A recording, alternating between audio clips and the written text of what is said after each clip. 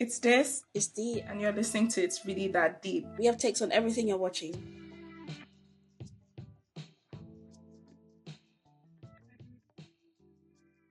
Today we're talking about Wuthering Heights, a 2026 romantic drama film directed and written by Emerald Fennell, starring Jacob Elordi and Margot Robbie.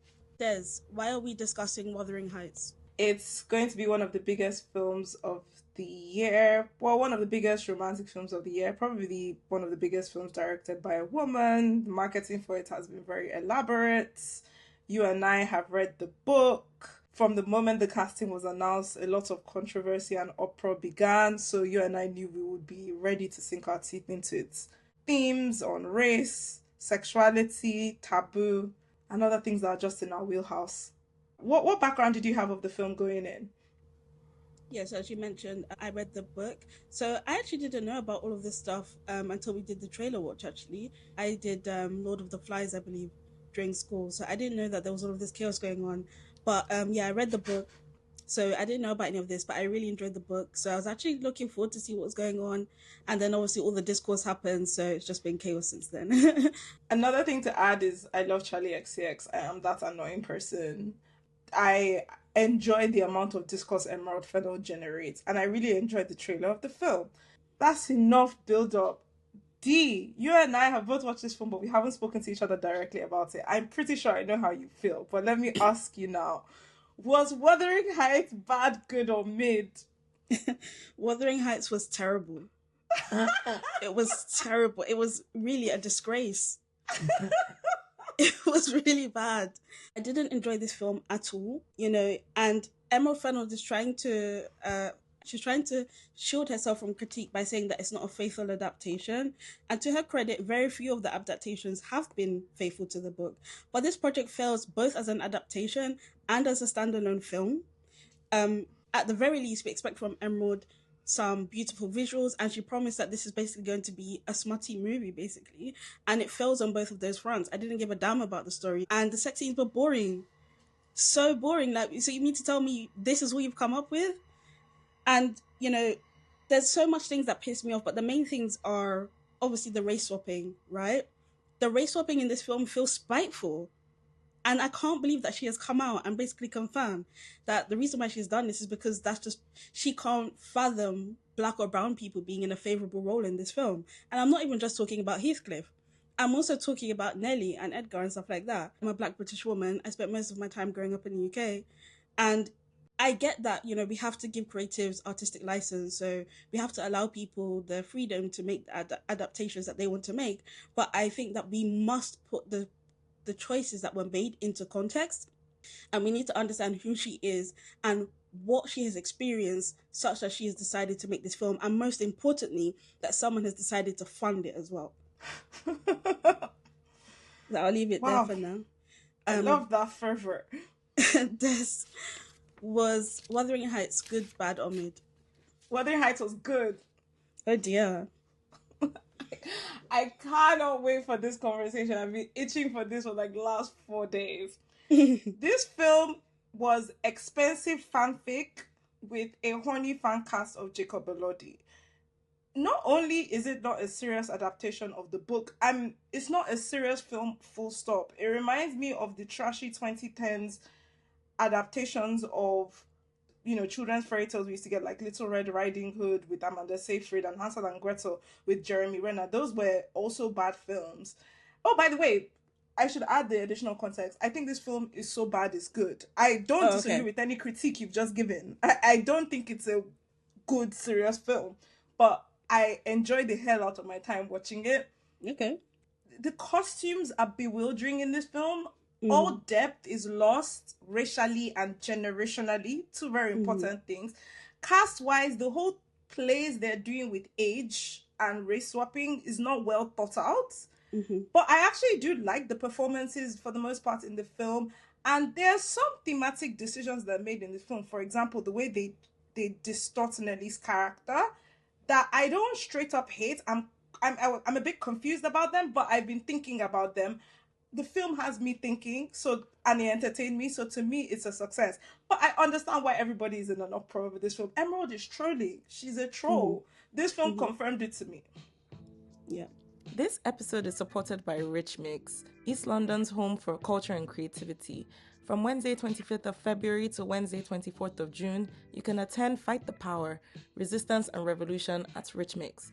Spanning decades, countries, and communities, their new season of films examine the conditions that give rise to injustice, alongside acts of protest, creativity, and collective expression. Rich Mix is inviting people to come together, connect, and recognize cinema's power to spark conversation, solidarity, and change. The program will feature films like 2016's I Am Not Your Negro, 2008's Hunger, and 1980's Babylon. Check the link in our description box for tickets and more info. Let's get into the narrative of the film. The film opens with this scene where a man is getting publicly hanged, and Kathy is watching it with young Nelly. She's like probably 10, 12 here. And the first thing you see in the film is you hear the sounds of like what sounds like moans and gasps. And then you realize it's a hanging, not a sexual scene. So it starts off immediately with Emerald Fennell trolling, and then it zooms into the man's erection as he's being hanged. Then Kathy's father, who is an abrasive alcoholic man, Mr. Earnshaw, he returns to Wuthering Heights from Liverpool with a young boy he has rescued from the Liverpool streets. As time goes on, Kathy and Heathcliff become inseparable. She names him Heathcliff, and they go off, and then he gets punished. He gets a whipping that leaves his back permanently scarred because they're protecting each other. You see how close they've gotten. 6 years later on, Wuthering Heights has fallen into disrepair. Kathy is planning on cutting this new neighbor, a wealthy textile merchant called Edgar Linton, that has moved over with his ward Isabella, even though Heathcliff is jealous about the whole thing. She sprains her ankle one day, and she goes to stay with Edgar and his ward for 6 weeks. Edgar is smitten and he proposes marriage, which she accepts. Then she comes back home much fancier than she was before, and Heathcliff is not a fan of the whole situation. Then we get this scene where Kathy one night, she sees servants Joseph and Zilla having what is described as a BDSM encounter in a barn. Heathcliff finds her and they have this very tense sexual moment. And then later on, they have another passionate moment. Afterwards, while she's expressing to Nelly how it would degrade her to marry Heathcliff, unknowingly he's overhearing her, and he leaves before she also says that their souls are intertwined and basically that she loves him. And that's basically the stuff that happens in the first act. I want to talk about many things that happened in this first act, and we're going to kind of discuss the film in the plotting of the film first, and then we'll talk about the book. So what are your general thoughts about Act 1? So at this point, I'm still somewhat optimistic. I'm giving Emerald Fennell a chance. But of course, it's in Act 1 that we see the extent to which the original text has been butchered.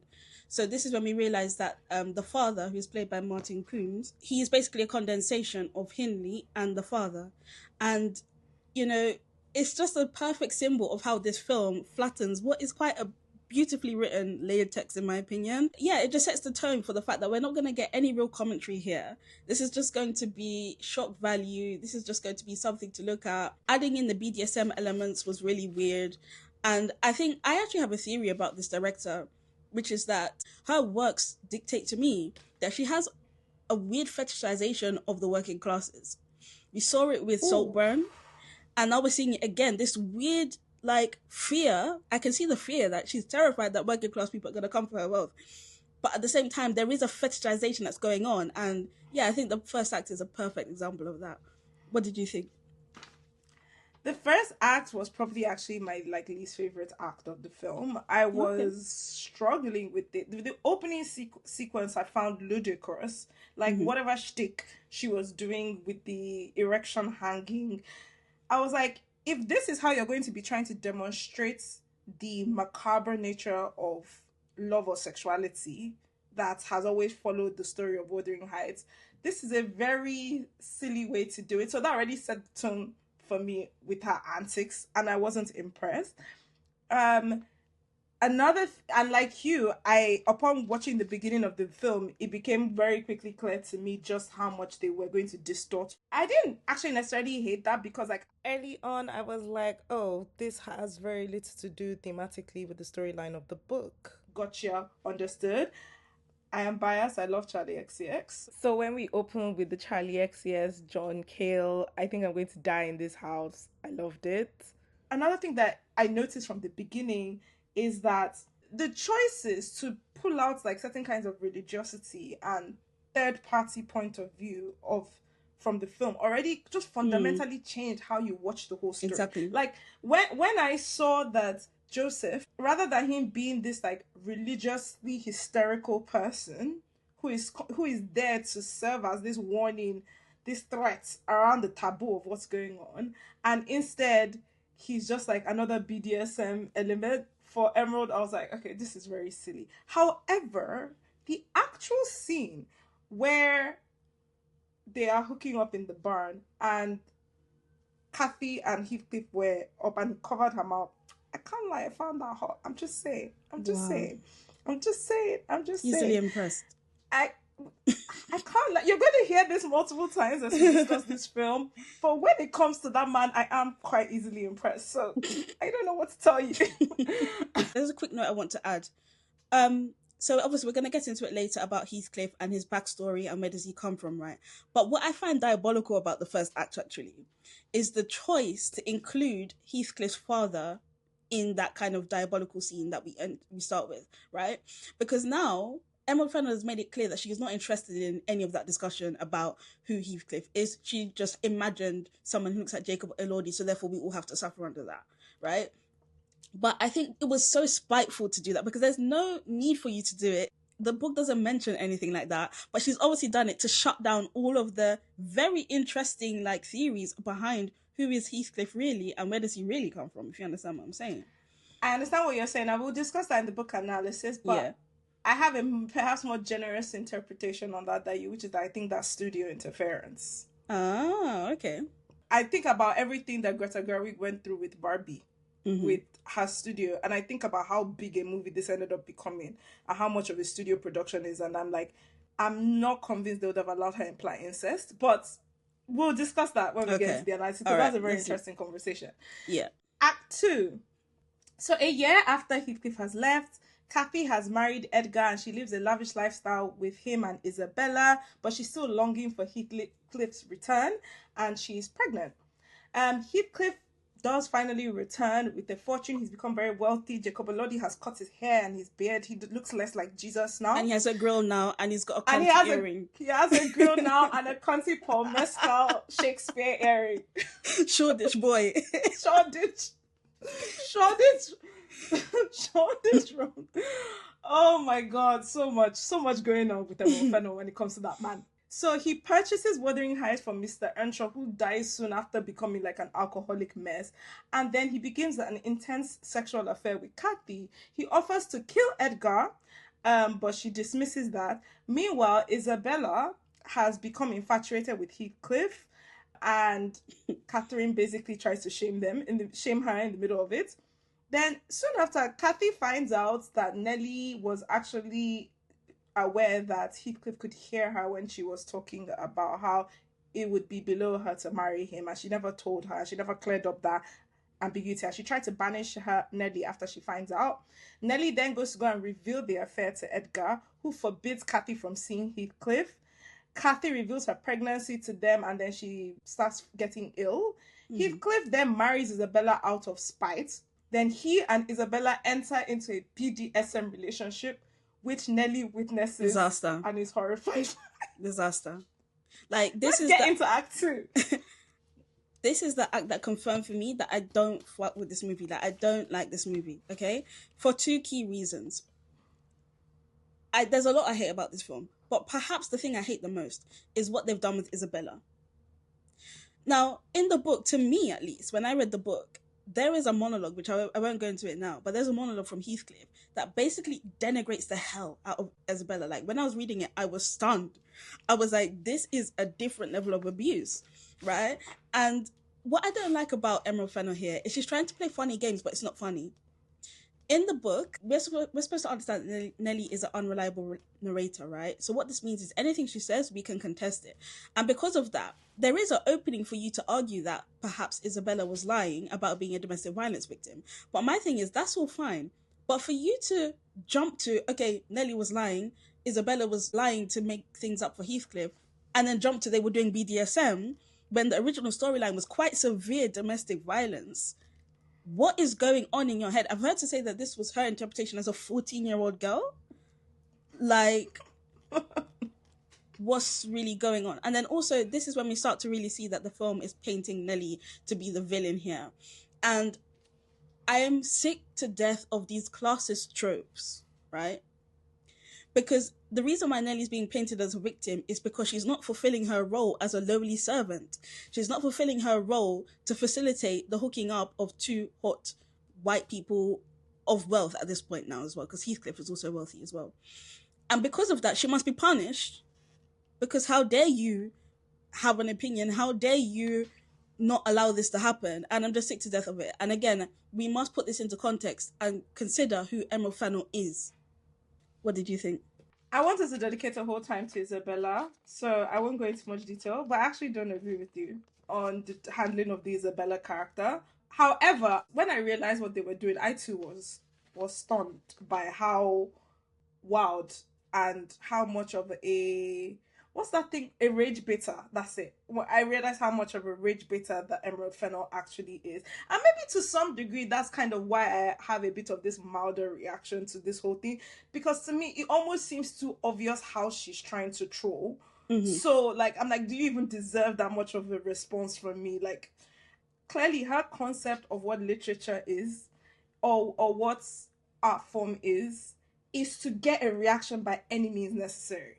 Mm-hmm. And just paint everything with a glossy color of crazy. I'm not convinced that you're worthy of this level of me taking seriously your trolling attempts. Second act was probably my favorite because I love Jacob Elordi. So because in a big chunk of Act 1, he's not really there, and Act 2 is all about him. This is not a Heathcliff to me. This is just like a romantic hero. Actually, this performance style and this writing style of this Heathcliff is more similar to Guillermo del Toro's Frankenstein, which was also too sanitized, than anything like what the monster of Heathcliff is supposed to be. But as a romantic hero that has nothing to do with the book, I actually enjoyed it. I enjoyed it very much. I didn't buy it. Like, I just I didn't see the chemistry between them. The sex scenes were boring. It was dry. Okay, I did think that the choice to not have any nudity or true sensuality in this film was a bewildering and incorrect choice. I once again suspect this is studio meddling and actors' contracts and nudity clause and blah blah blah meddling that's going on here. But, Margot Robbie is gone. Nude. Yeah, exactly. Yeah, but sometimes that doesn't mean, because I remember with Emilia Clarke in Game of Thrones, in her early seasons of Game of Thrones, she used to be nude, and after she got to a certain point in her career, she had a no nudity clause, and it wasn't allowed anymore. Yeah, that's true. So I do think with actresses that can actually evolve, and of course we'll respect that. What ends up being it makes it very sterile in a strange way, and the book, which has no sex at all, is not sterile at all. So just very strange misreading. I thought that even before we get into the BDSM with Isabella, in terms of how the story actually rolls out in Act 2, the choice to kind of vaguely imply Isabella's obsession with Cathy is sexual was so out of the left field for me. When they showed the vagina books, I was like, wait, what? I was like, huh? But they never really picked it up again. So I was like, what's going on here? I know exactly what's going on there. Again, who is Emerald Fennell? I just want to know more about her, because have you come across these people who are not used to seeing two women have a genuinely close platonic relationship? And then when they see that, suddenly it becomes, oh, you guys, you must be fucking, right? That was the vibe it was giving me. Because Isabella, she's obviously such a, fluffy person. She was just so excited to have another woman in the house, apparently. So I think that's Emerald Fennell saying, oh, well, she must have fancied her. Again, look, 14-year-old girl, so that's what she told us. I think a more sophisticated read of that dynamic is supposed to be that Isabella gets obsessed with the concept of Heathcliff's obsession with Catherine. And so because she has imprinted on him, is infatuated with him, she's constantly comparing herself to Cathy. She wants to be as close to Cathy in his eyes as possible. but that's not about her own personal sexual interest in Cathy. At least that's never how But I read it. But doesn't she give the book before Heathcliff turns up though? That's what I'm saying. So I'm saying, like, if you want, because there are people that read the book and they're like, oh yeah, Isabella is kind of obsessive about Catherine and Heathcliff. So I'm saying, if you wanted to portray that on screen, that's the lens you're supposed to use it through, not the concept that Isabella is just inherently sexually obsessive about Catherine, like, unrelated to Heathcliff. I don't know where you would get that from the book, because I don't see any signs of that in the book. But again, this is not actually really an adaptation, so I need to stop making that comparison. One thing I want to add is I didn't love many of the shots in this film, but one thing I really did enjoy was that scene where they're standing in front of a dollhouse and then there's like 3 sets of them basically in various sized dolls. I thought that was really cool, and it goes to show us that Isabella is, to put it nicely, she's naive. She's committed.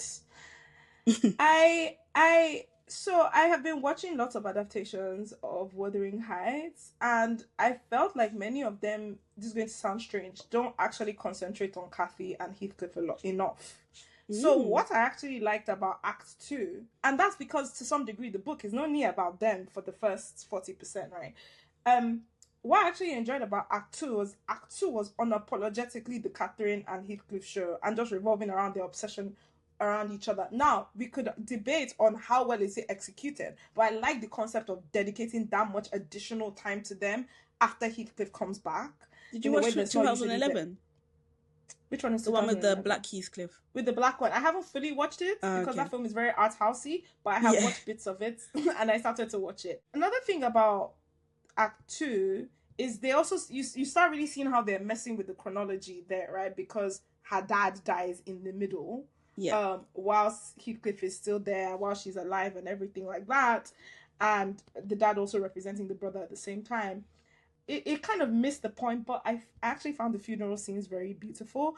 The idea that she was having sex with Heathcliff in her husband's house, I was a bit, what was going on there? But I think if you're someone who reads the book and you're kind of filling in the gaps of where the sex would happen, that makes sense, to be fair, I think. But how logistically is that How is it possible? Who is letting him into the house? But again, so when I read the book, I read Heathcliff as a demon, basically. Like, he doesn't... There's a very strong spiritual element in the book, which none of the adaptations have covered for me. So, like, this idea of how is it possible... Okay, I don't think we have to explain it. He's a demon. Okay. Got you. I have to say that, like, the sex scene where he's saying that, that she's pregnant and that, that would that stop him, that he'll be in her blood, like he would even have sex with the blood. I was like, oh, interesting choices. The whole do you want me to stop scene with Isabella, right? I actually really enjoyed how that scene was directed in terms of the shots. I thought that scene was extremely contemporary looking in an interesting way. It has nothing to do with Wuthering Heights. But I also think Alison Oliver, who plays Isabella, she actually had an interesting particular kind of chemistry with Jacob Elordi. And I'm not romanticizing the dynamic. I'm saying, like, their energy together was interesting as scene partners. And I actually enjoyed the direction of the scene. What they were doing with the BDSM thing, we'll get into that in a bit. But I actually thought that was a well-directed scene outside of context.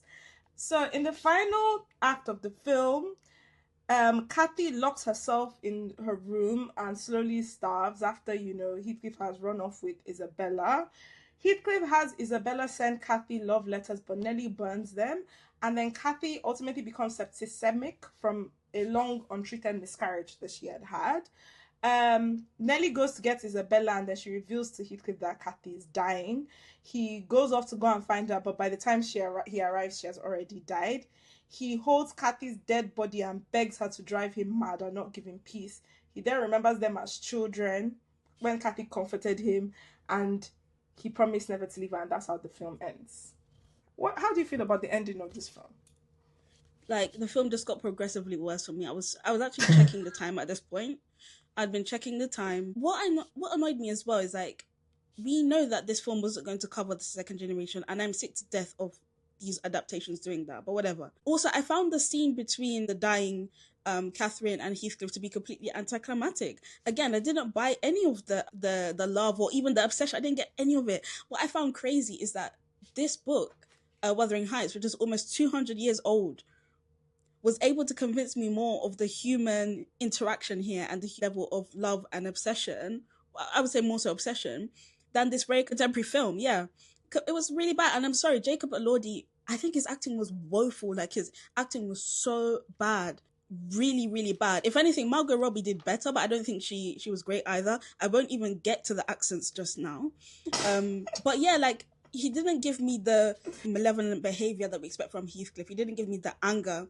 And then he wasn't even giving me the lover boy energy properly. So he's giving me nothing apart from Heights. You know, I was just so over it. And then, yeah, so I wasn't gagged. I was very happy when the credits started rolling, and I just got the hell up out of there. The only thing I was yearning for in this whole film was the exit.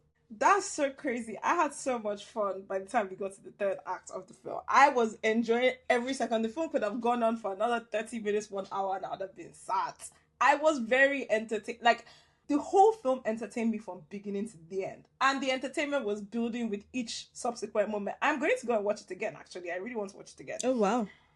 Yeah. I had a great time. Watching it. You're not wrong that Jacob Elordi's acting in that final sequence is kind of dodgy. And you're not wrong that the obsession is not handled properly in the film in general, but in this final act. However, I was still entertained. I don't really know what to tell you, but what did he say? He said, I'm easily impressed when it comes to him. Impressed. You're not wrong. And I think I'm also weirdly easily impressed when it comes to Emerald Fennell, whilst knowing that she's not a serious human being, and maybe arguably in some ways a bit of an insidious person. I know that. Mm-hmm. But I'm just telling you the emotional reaction I have to her work. It just works for me. In fact, I have a specific note here to cover people like you. I said, in my notes, I said, the spicy moments in this film were boring and lackluster for anyone that isn't easily impressed by attractive people engaging in adult activities. You're not wrong. You are not wrong. I have become those kind of people that made 50 Shades of Grey a box office success. However, I hate 50 Shades of Grey, and I thought it was terrible. Yeah. Whereas this, I just didn't hate it. One thing I found funny is the whole sequence of Kathy dying. Mm-hmm. They were trying to have their cake and eat it too in terms of beauty. Mm-hmm. I'm like, is this a monstrous situation? Yes or no? Can you commit, please? And they refused to, because of Emerald's insistence on filming everything like it's a perfume advert. And I was like, such a missed opportunity, because you've already spent 2/3 of the movie on extreme glamour and H&M outfits. Might as well let it get really hella dark, hella gothic, hella demonic in the end. Why not? People are not going to leave the theater. They're already sat. All I could think about in that final third of the film is, may this kind of love never find us. And that whole ending, all I could think about was Nosferatu. But we will get into that. Oh yeah, it's true. I think that was the final scene was completely lifted out of Nosferatu directly. Yeah. Robert Eggers, I hope you're collecting your royalties. Yeah. Another thing I was thinking about is what an insane missed opportunity that you did not handle any of the grave shenanigans, considering in Saltburn, famously, you had Barry Keoghan having sex with the soil on top of the grave. So it's not like it's true, you've never done it before. I was because I knew that, I was like, what debauchery is she going to do with the grave in this film? And they didn't even get there. The last thing you see is a Nosferatu-esque shot of Margot Robbie looking beautiful but pale. And I was like, that's it. We don't get to see some crazy grave stuff. That's a pity. However, the actual final montage of the film, where you're sweeping back and forth between the modern day and the past. Listen, I watched that, and like you said, I'm easily impressed. I understood why this was Emerald Fennell's little love letter to her 14-year-old self. It felt like a 14-year-old romanticized imagination of what the ending of Wuthering Heights is. It's not the correct interpretation, but it literally felt like a 14-year-old, oh my god, so romantic ending. Yeah. And as a popcorn film, I enjoyed it. I think that's the reason why they didn't do the grave digging scene, by the way, because it would have required a return to like an ugly energy, where she wanted it to just be this moment for everyone to start crying. Let's get into the themes. Let's start with otherism and race. Let's talk about it. D, what race is Heathcliff supposed to be? Maybe race is not the correct word. Of what ethnic origin is that character supposed to be? going into it, based on what I had read online before I read the book, I understood that Heathcliff was definitely somebody who didn't look white and was most likely someone of Romani origin. However, upon reading the book, my identity as a Black British Caribbean person, I don't know, maybe it's just the lens through which I understand British history. It gave me like a pretty solid conclusion that I believe Heathcliff is a mixed race Black man. First of all, there's only one correct answer here, which is that if you're reading the book, we don't know. Heathcliff's race is basically anyone who doesn't look like a white Englishman of that time, right? So all we can do is speculate. But I found no less than 10 clues that could point to the fact that he is somebody who's mixed race and was in some way involved in the slave trade, right? So no less than 10 is crazy. No, seriously, no less than 10. So if I highlight the most prominent ones, right? Obviously, the big one is that he was found in Liverpool.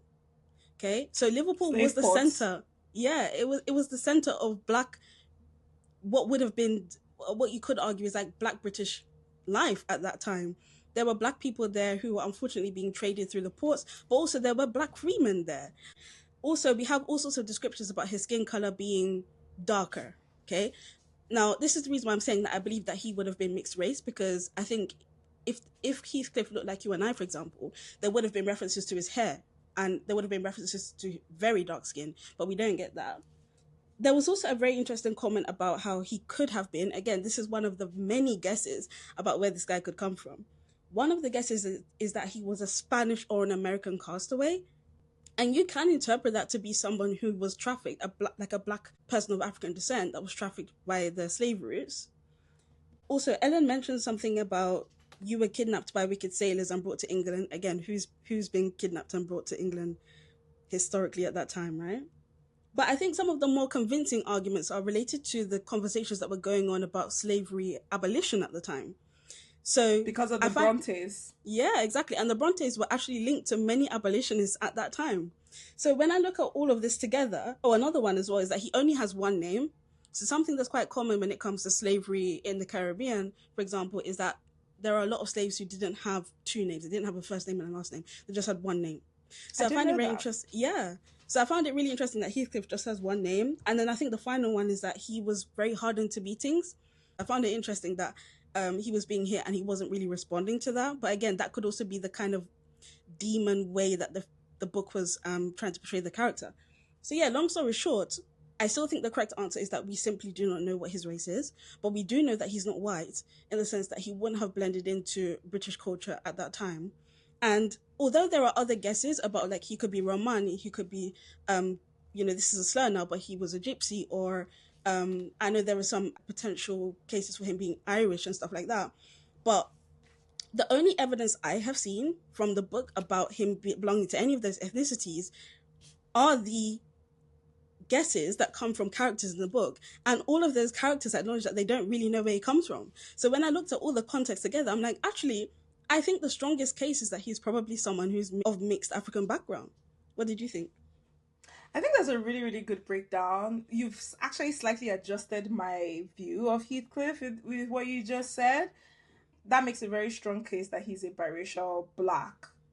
He's a child of Kathy's father and an enslaved woman. Or he's just some kidnapped enslaved boy. However, that's not how I interpret Heathcliff. But with this conversation, with what you've just said, maybe you've actually changed my opinion. But up to this point, to me, he was quite unambiguously a Romani boy. And the reason for that was because, and maybe this is also a thing about like our socialization, right? As a Caribbean Black British person, you have some additional ways of viewing how people view you as race that's a bit different from mine. To me, if he was Black, I would know he was Black from the storytelling. That's to me. To me, like, within African identity, like, whiteness is completely separate from us. Now, I understand that in the UK versus America, one drop rule wasn't quite the same thing. So perhaps it's not quite as extreme as how it would have been in America. However, I just struggle to believe that if this was a character that could in any way be coded as what would have been Negro at the time, that none of the characters would ever say it. I really, that's what really gives me pause with the whole But idea. let me give Go you on. a contemporary example, right? We all saw what happened with Meghan Markle, myself included. Somebody who's black, I have many mixed race people around me. I have mixed race people in my family. When I saw Meghan Markle, I didn't see anything pointing to African ancestry. I literally thought she was Greek, right? So what Greek I'm is saying is, crazy. Heathcliff could easily be someone like a Meghan Markle, and I get what you're saying about the one drop rule, but the fact that passing exists means that there are people who have African ancestry who were able to navigate certain spaces, and no one, they were even thinking they were white, much less Romani or something. But then this goes to what are Romani people? Because Yeah. to me, what you just said is not mutually exclusive with being Romani, because Romani people have a combination of origins from Southeast Asia, what was quote unquote Moorish areas, some Irish areas, sometimes North Africa, which included black people. So I'm not saying that this is a character that doesn't have possibility of having African ancestry. I'm just not sure I see him as a character with an obvious black like parents, for example.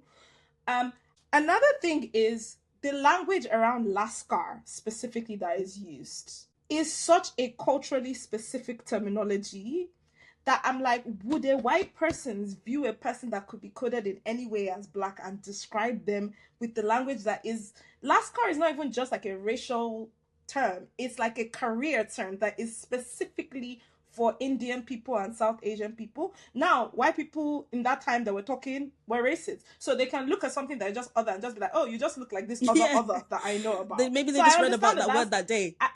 I do understand that there's a strong possibility that's happening. I don't know, but I'm just not convinced that a character that has blackness, that characters would repeatedly call him the slur that starts with a G. They would be calling him another slur. That's my thing with Heathcliff. But one thing, of course, I'm in 100% agreement with. Heathcliff is not a white man. Obviously. Clearly not. But like I said, everything you've just said to me, the stuff with the first names, the stuff with the whippings, the Liverpool stuff, which I did also know about, it swayed me towards the biracial black man thing. I see the vision. I get what you guys are saying. I know that obviously enslaved people were being brought to the port in Liverpool. What happened with the indentured servants? Did they come to a separate place? Yes. Yeah. That's a good question. Very likely. I mean, here's the other thing though. I will give some like a counter argument to my position, right? Liverpool wasn't just a slave port. Slavery was so profitable as a business that money turned into other forms of business, and it's still a port at the end of the day. So yes, it's very possible that it was a hub for various people who were not English at that time. So I'm not for a second implying that Heathcliff must be a Caribbean person, but what I'm really arguing is like, again, when people are saying very confidently that Heathcliff is Romani, Heathcliff is South Asian because of the last style comment, to me, that's giving far too much credit to an 1800s Yorkshire-based person who's literally guessing, and they're all literally admitting that I'm just guessing who this guy is because I don't know him. And what I have found, at least leveraging my experience and what I understand about Black British history at that time, I see far more context clues that are pointing to this particular ancestry compared to any of the other ones. And maybe that's just because I'm ignorant, right? Because I don't know everything about Romani culture, and I would love to hear more from people who are educated about that history. But yeah, I just don't see any other context clues pointing to a Romani history. There's also that comment about, his face went white, his face paled white or something like that. Now, I know that that can be a metaphorical term that, even a dark-skinned person, if they're shocked, you could say like, like their face went grey. But I still was like, I don't know if I can view this as a black person. But I get what you're saying. On the subject of casting, I'm biased. I love Dev Patel. Dev Patel has been a fan cast for Heathcliff since I was young. I would have loved a Dev Patel Heathcliff. I think if they had cast a black or biracial person, they would have cast Reggie John Page. That's who she would have cast. And I don't like him as an actor. So again, that's why I'm being very deliberate in how I'm describing Heathcliff, right? I don't believe that Heathcliff had curly hair, and he does. Because if Heathcliff had like afro hair, people would have been commenting about it. So the lack of those sorts of comments tells me that it's more of a Meghan Markle situation. These sorts of mixed race people who basically they could pass, is what I'm saying. Like a Rashida Jones situation. Is there also a possibility that, because one thing that keeps happening with Emily Brontë in this book is the innuendo, because she was writing it as a young unmarried woman in the 1700s or 1800s, whenever it was, and she came from a pro-abolitionist family, but like there's still certain politics around that. So there's a lot of things, from the taboo about the incest to the sensuality to the spirituality, that is subtext there. So I guess an argument for Heathcliff being actually a biracial black man or a mixed race black man is that she was never going to say it explicitly, because if she did, the concept of making the protagonist of your novel a black man would have immediately shut her out. Because there's other things she did to dance around it, like, you know, she was writing under pseudonyms to sound like a man. She's very carefully implying that they're half siblings without ever really saying it. So the lack of sex I as also well. see that argument, the lack of sex as well. I do see that argument. We have the Heathcliff element about what is his race, right? But I want to call out the other two characters that are race swapped in this film. Yeah, let's talk about that. Right? So I'm not going to lie to you. I'm actually getting to a point where I feel like this film is low-key racist. Okay? Ooh. Because we know why Heathcliff was cast as a white man. Emerald Fennell has come out and told us that basically she couldn't fathom a brown love interest. So that's the reason why we have Jacob. Wait, Elordi. what? Fine. I'm not sure that's what she said. She said in the interview that everyone has to make the film that they can imagine, right? So if you're telling me that you can't imagine a brown Heathcliff, what are you telling me? Right? So we have that part. But I find it very interesting that she doesn't think that black or brown people can be a love interest. Again, ain't no black people trying to claim Heathcliff like that. I think that he's a demon in this book. Like, I'm not, it doesn't add to my life if Heathcliff is black or not, right? I'm not trying to claim Heathcliff. But it's interesting that, like, she's portraying him as a love interest in this film. So it's okay to have white people in that role, but black and brown people, it's okay for them to be cast as the two unlikable characters in this film, i.e. the villain, or at least who the film wants me to believe is the villain, which is Nelly. You deliberately cast her as an Asian woman, even though there is absolutely no evidence in the book that she was anything other than a white Yorkshire woman. And then secondly, you decide to cast someone who should have been playing Heathcliff as a husband who is boring, has lame pipe game, and she can't wait to just get away from him. Did you clock that he's our fave from Profile? Oh my god, I didn't clock that that's him. He's good looking. Why? And what I don't like about this film as well, that's a very good looking man. Why have they made him look like, I'm not going to say he was looking ugly, but he wasn't looking as beautiful as he usually looks in this film. It's deliberate. It's deliberate. Do you get what I'm saying? So when you add all of that up together, I'm just like, this is getting very suspicious. And that's before I start to address the Gone with the Wind references. I have a more generous read of it than you, even though I do find it strange that they re-swapped those characters but made Heathcliff Jacob Elordi as well. I don't view Nelly or Edgar as villains. I've never viewed Edgar as the villain in the book. And I don't think he's presented in any way as one in the film, even though he is perhaps presented as a limp dick. But that's what he always was. He's like as lame. for the Nelly, he's lame. But that's always been the case, though. As for Nelly, yes, the film absolutely villainizes her to the point that I was literally wondering, is everything okay? Like, I was like, where did this energy come from? As I have reflected on it and read other people's takes on it, I don't actually hate it. Like, I hated it at first. I really was like, this is a strange and unnecessary way to change the story. But like you said, she is the voice you're hearing throughout the book. Mm-hmm. And there's a reason that she keeps coming off as a good person, while you know at the same time she's a gossip. Sure. So what are the odds that she's that much of a gossip and she never actually interferes in a messy manner? It's not actually that likely if you think about it. So if you are reimagining the book, there's nothing really stopping you from reimagining where you push the unreliability quite far. Now, with how they make her vindictive about Catherine, by casting a woman of color against a blonde, blue-eyed Margot Robbie, it looks crazy. I found it interesting earlier when you said that certain changes that have been made you think, right? I have to make a concession here. As much as I hate the race swapping that happened, I just wish we had a more apt woman of color director to handle this race swap, because when I read the book, I was like, why is Edgar Linton so caught up on Kathy? Like, what's going on? And I was like, where have I seen this behavior before? I've seen it from men of color when it comes to certain types of white women. So I was like, that actually makes a lot of sense. But obviously, I know that Emerald Fennell doesn't have the range for that, right? And that's what was pissing me off, because I'm like, I really want to see someone get into this, that basically we have Heathcliff, who again, in my mind, is a mixed race Caribbean man, or like, you know, formerly enslaved man. Then we've got Edgar Linton, who is, I'm guessing, some sort of South Asian person from the British colonies, and they're fighting for the attention of this very white woman. Even when we see Edgar Linton, and he's designed the room for Kathy, and he says the rooms are like my wife's fair skin or something, I was like, this is exactly a man of color. This is exactly what they would do when they were Babylon banditry right there. That was Babylon banditry. I wrote that in my 4 pages of notes. I drew circles around my notes. I was like, it's crazy that he's painted this room the color of her skin, and fair then you skin. literally can see the veins. Like when you see her hands up against the wall, you see the veins. So he's gone like, as in molecular with it. Yeah. I was like, what the hell is Emerald trying to do here? Because that would be one thing if Edgar was white, like in the book, white blonde man for that matter. It's another thing when it's a brown man. I completely agree.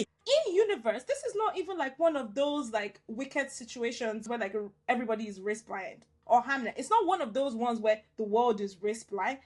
They are references inside to race, because someone makes a comment to Nelly that, oh, you wouldn't expect it to have been that, considering, you know, you. So acknowledging that, oh, you're a woman of color, you were never going to rise past a certain level in this kind of society. Also, Nelly, if I'm not mistaken, in universe is supposed to be someone's illegitimate child. So the universe acknowledges race exists. It exists within that world. So for them to have that brown man be so obsessive over her white skin that he's painted the walls, her skin with veins included, I was like, Emerald, what are you actually trying to say here? Or are you just doing that thing of just trying to provoke for the sake of it? Which I think is the latter. So I'm not giving her that much credit, because I get what you're saying about the Nelly comment, but I think that's about it when it comes to race. So, like, I get if you want to give it a generous interpretation, sure.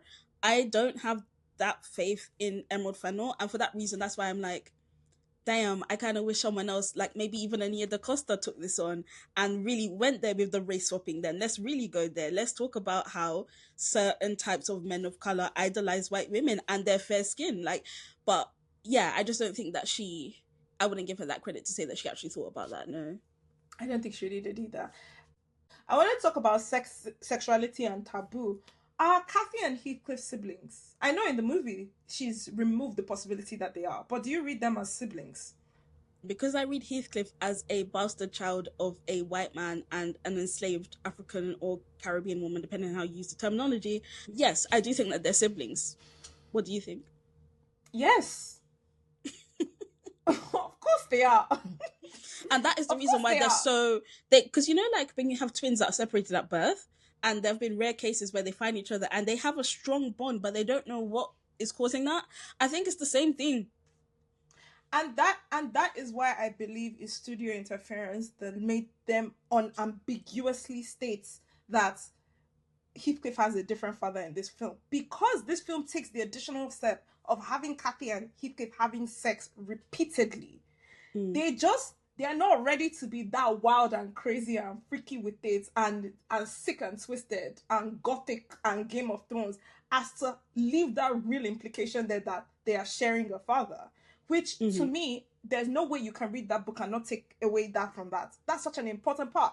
It's lost in this adaptation. Is the father is kind Heathcliff in the book. Exactly. He's not cruel like in this film.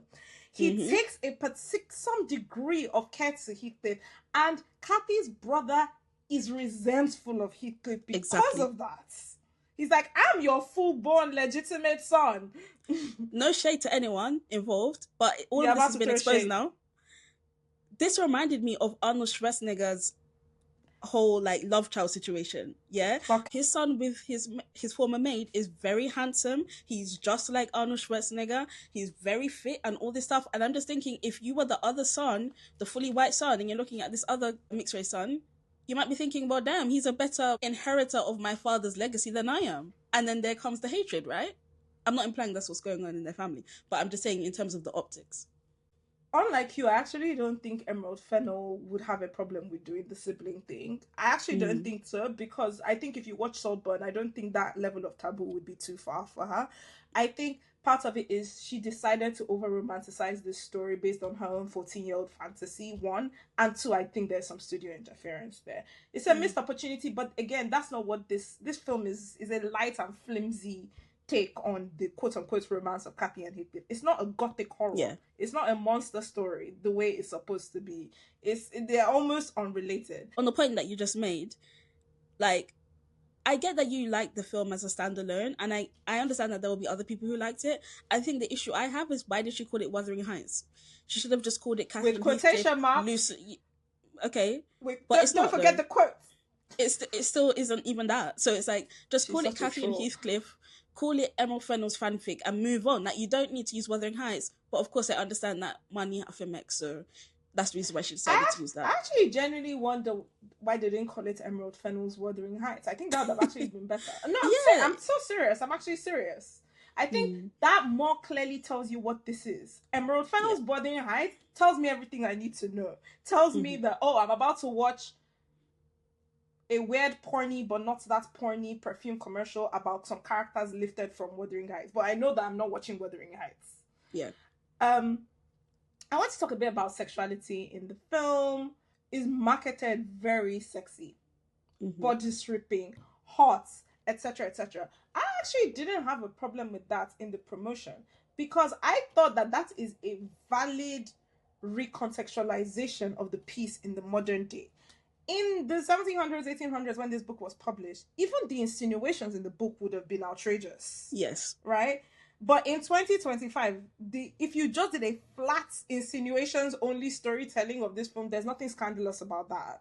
Now, a very, very, very, very artful filmmaker can probably still pull it off.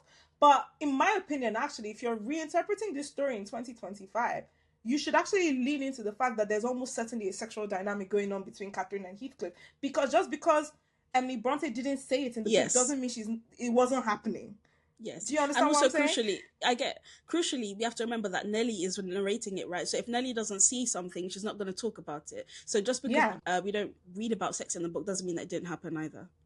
Yeah, and there are several moments in the book where you have, like, they'll be like, oh, Cathy ran off in the rain to go and find him, and she was outside, and we don't know when she came back, and stuff like that. And there's even a potential, like, light abuse conversation to be had there. That, like, what does it mean? Even if they're not actually blood siblings, but when you're raised as a sibling with someone, sexual or romantic stuff going on is inherently abusive most of the time, and actually you should put a stop to it. And the fact that almost certainly is happening, like, it's very unlikely that they become adults or actually older teenagers, which is what they are at the end of the middle of the book. And suddenly these romantic and sexual feelings come out from nowhere, and they never explored any strange things when they were younger. It's very unlikely. So I actually don't have a problem with a modern day adaptation leaning into the fact that was probably happening.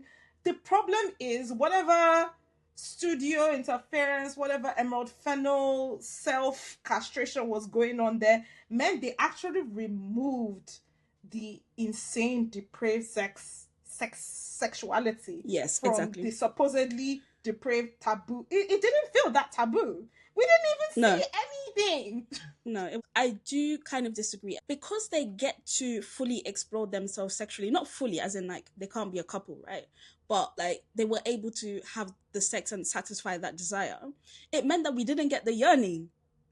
And to me, when I read the book, it's all about the yearning. So this is my problem with yearning. it. There is no yearning here, because they get to fuck each other at nighttime. I actually, I'm with you. Let me extend this thought process even further, right? I think the film wants the yearning too much, but doesn't really want it either. I think there is a way that Jacob Elordi's Heathcliff is directed in this film that is actually very yearning. Like, that whole scene where he's on his knees saying that I will be your dog. Like,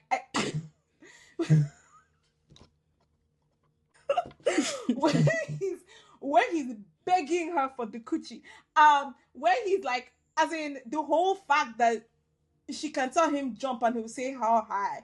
There is, in theory, a sense of, like, obsessive yearning about that. All the shots focused on Jacob Elordi's doe-eye-like eyes, they sentimentalize Heathcliff too much. He's not monstrous. He's just a yearner that's a bit freaky. That's what the film does. So, on the one hand, they kind of over-yearnify Heathcliff in a sentimental way, but at the same time, they don't show the animalistic... the spiritual obsessive, generational, demonic obsession and toxicity that's supposed to be going on. And losing the generational story is a big problem. Causes this. Because when you go to the second generation and you see how, even though this is Cathy's actual blood, Heathcliff still don't give a fuck. Like, he has no emotional attachment to Cathy's child, his own child, his like, he doesn't care about anybody. I think demonstrating that everybody else is nothing to him except for Cathy shows you that obsession properly. And when you lose that, you really lose an understanding of just how crazy Heathcliff is. Having said that, though, Heathcliff, I think he even verbalizes in the book towards the end that, like, there's a line he won't cross when it comes to people who Cathy held dear to her, including her daughter. So yes, I agree with you. At his core, Heathcliff becomes a demon. He becomes a monster. He doesn't give a damn about anyone. But I found it really interesting that he was even self-policing his monstrous self to say, like, I'm not gonna cross this line just because I used to like your mom, but don't mess with me. He won't kill Edgar because of her. But I think the film flips it in a weird way, where in the books, he's like, I won't even consider killing Edgar because of Cathy. Whereas in the film, he asked Cathy, should I kill Edgar? Which I'm like, you're missing the point of it. Like, another thing I think the film loses, which I've noticed happens with all the adaptations, is that in this film, they have Heathcliff and Catherine getting all up in a bunch about the fact that she's married. Yes, this is something I want to highlight. In the book, he doesn't care. Don't give a fuck. That's actually one of the things I liked about Heathcliff.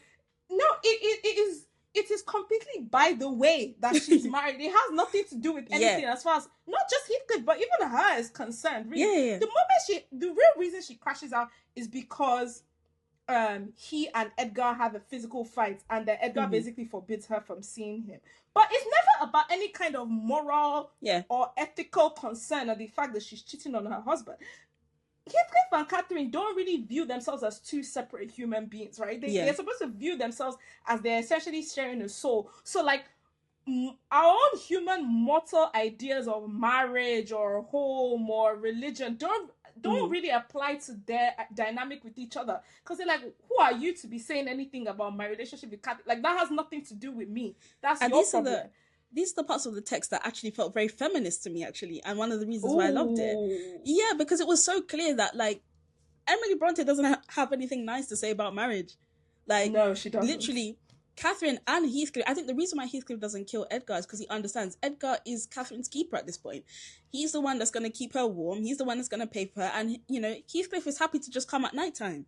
And I like that. Like, I kind of enjoyed that dynamic. Like, what's the problem?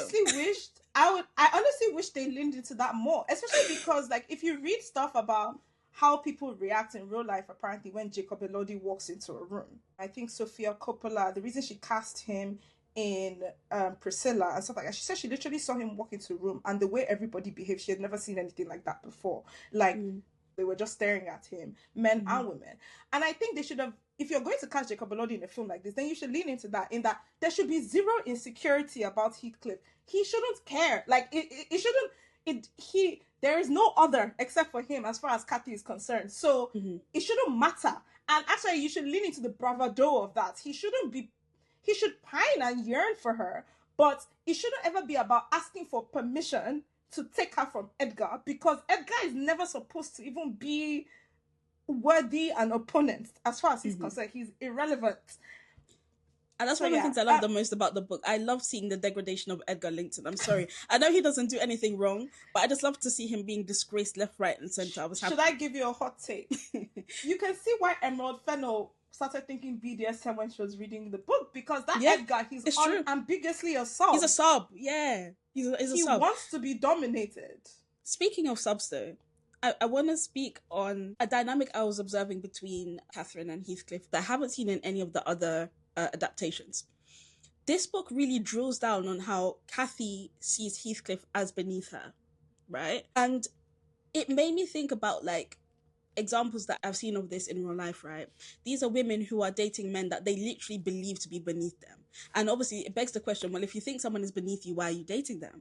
But it's because the women that do this, and it's not just women, by the way, but I'm just want to speak about women for now. The women who do this enjoy that power dynamic. Now, of course, it's different if it's like a consensual power dynamic, but like I have seen things like this get really ugly. The example I've seen of this in real life is particularly a white woman from Europe, UK, Australia, US, marrying a brown man or a black man from a developing country. So there's actually a famous TV show that depicts this really well called 90 Day Fiancé.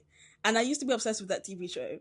But you'll see countless examples of American women marrying broke guys, basically, from like Africa or Asia or the Middle East, bringing them to America, demanding sex from them, by the way, on TV. And when they deny it, they say, well, I'm going to send you back to your country. That's when all the racist stuff comes out. And I don't really like this film, but I will say the depiction of how manipulative Kathy really is in that dynamic, I would say that that's the one thing this adaptation does pretty well, especially compared to the others, in my opinion. Compared to the others, which tend to soften Kathy up quite a lot. Yeah. Okay, I agree. On the point about how this film handles female sexuality, right?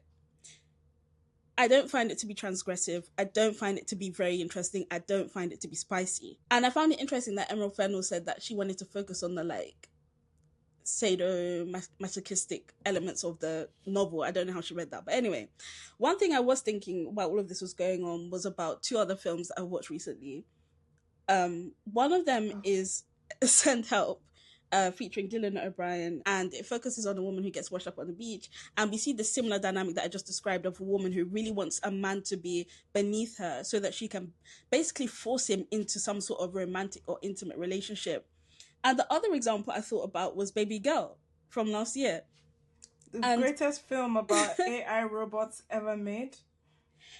What I found annoying is that, like, I think this would have been a great example to build upon what Baby Girl does when it comes to female sexuality. I don't think Baby Girl is a serious film either, but I think that the one thing I can give it credit for is the way how it shows a very raw depiction of what female desire and sexuality can look like in a way that this film just doesn't do. And I think, like, that's what this film is supposed to do. So yeah, I found it really interesting. I think if anyone wants to actually see something that's actually smutty and focuses on the female desire element, you need to go and watch Baby Girl, not this. Don't listen to D. Jacob Elordi is so hot. None of this shit matters. He's just hot. Is his acting great in the film? No. Does the characterization of Heathcliff really make sense? No. But that man is hot. When he climbed into Isabella's window, I was like, ooh, that's a man. That's all I'll say about that. Does Wuthering Heights pass the Bechdel test? Does it? Yes. Does Catherine speak to Nelly about anything other than a man? Yes. Early on, she talks to Nelly about neighbors moving in. I mean, technically there's a man there, but it's not, she's not like, there's a man, Edgar, that's moving. She's just talking about the concept that there's neighbors moving and maybe she can help her family get wealth back and stuff like that. Also, she and Isabella talk about clothes, they talk about dolls, they talk about fabrics, things like that. Actually, I don't believe that at any point in this film, two men ever talk about anything except for Catherine. The only time men talk to each other in this film is you have Heathcliff talking to her father about how he's not good enough for her. You have Heathcliff talking to Edgar about how she has died and or he should get out of his house. And Joseph and Heathcliff maybe exchange one or two words about, I'm trying to set something up for Kathy. And that, like, I don't think men talk to each other about anything that's not women. So, yeah, it passes the Bechdel test. And it wouldn't pass the reverse of it for men. How this film treats women is a different conversation. When it comes to handling of women, right, again, this film isn't really about anyone except for Catherine and Heathcliff. Because of that, that's why I'm really upset about how Isabella's character has been handled. In the book, I think the most devilish thing that Heathcliff does is that ridiculous monologue he has against Isabella, where he basically calls her everything except a child of God. He basically says that she's worthless, she has no self-esteem, and she's not going to do anything about it. I couldn't believe it, right? I think it's really, really well written. So it was very shocking for me to observe that, you know, Isabella is a domestic violence victim in the book, quite a severe one as well. I think there are signs that maybe she's being sexually assaulted. Yeah, how did that child come to be? Exactly, right? She literally has to flee with her child, and bear in mind, it wouldn't have been easy being a single mother in 1800s England, right? So all of this is going on, yet Emerald Fennell finds it, you know, apt to decide to change her narrative and make her be a submissive by choice, someone who pretends to be a dog for Heathcliff and be chained up when she's not chained to anything. In other words, she can walk away. Now, here's the thing. If that was even just where they left it, I wouldn't really appreciate it. I'll just leave it there, though.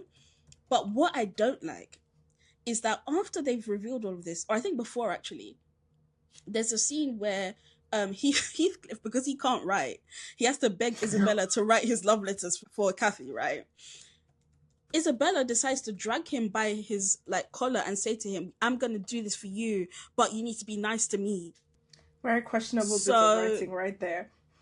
So which one is it? Is she a sub by choice, or is this an abused woman? Don't flirt around with that sort of thing, because you don't have the range to do it, Emerald Fennell. That was what really annoyed me. You're not Harry Lighton in Pillion. Yeah. Should I tell you my thoughts on what you just said? Yeah, go for it. All I can say is, Dee, you need to go back and listen to our Wicked episode. And go and listen to how you talked about Nessa Rose. Mm-hmm. And women that refuse to listen when men tell them that they don't like them. No, but on a serious note, the book, Isabella and the tragedy of what gets done to her, which is unambiguously abuse, is an important thing to show how toxic Catherine and Heathcliff's love is to everybody around them, and how destructive it is, including the most naive, simple-minded of people, which Isabella is unambiguously portrayed as being. Yeah. I don't hate the BDSM thing in the film for Isabella, because similar to, jokingly, the way you were talking about Nessa Rose and even Glinda, actually, in Wicked, and you were like, when a man tells you, listen to him, if you don't, you're just, it is what it is.